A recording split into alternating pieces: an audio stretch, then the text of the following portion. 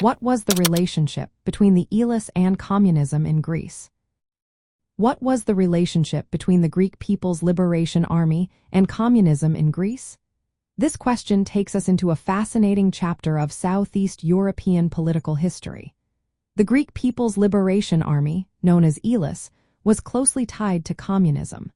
It served as the military branch of the National Liberation Front, or EAM, which was largely led by the Greek Communist Party. ELAS was formed in 1942 during World War II while Greece was under Axis occupation.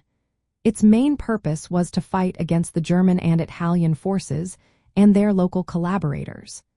The establishment of ELAS was a strategic move by the communist leadership within EAM. They aimed to lead the national resistance movement through armed struggle. Key figures in ELAS were closely associated with the Communist Party. One notable leader was Athanasius Claras, who later became known as Aris Veloukiotis. He was a seasoned communist who organized guerrilla warfare against the occupiers. The communist ideology heavily influenced ELAS' military and political strategies. Their goal was not just to liberate Greece but also to create a new social order based on communist principles. By 1944, ELAS had become the largest resistance force in Greece. It controlled significant territories and set up an organized political structure in liberated areas. This control was part of a broader communist strategy to gain influence over Greece's future after the war.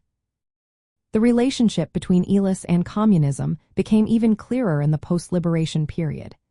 ELAS refused to disarm when ordered by the government. This refusal led to the December 1940 clashes, known as the Decembriana, between ELAS forces and British-backed government troops. The Vakhiza Agreement in 1945 forced ELAS to disarm, but the communist-led resistance continued underground. This tension eventually led to the Greek Civil War, which lasted from 1946 to 1949. From a Southeast European perspective, ELAS is a key example of how communist movements mobilized popular resistance during World War II.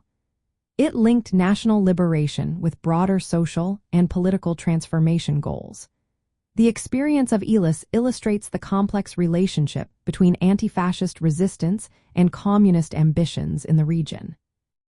In practical terms, ELAS' connection to communism shaped its recruitment and organizational structure.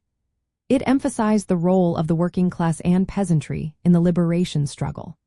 This model influenced other resistance movements in Southeast Europe, where communist-led groups played vital roles in fighting Axis occupation and shaping post-war political landscapes.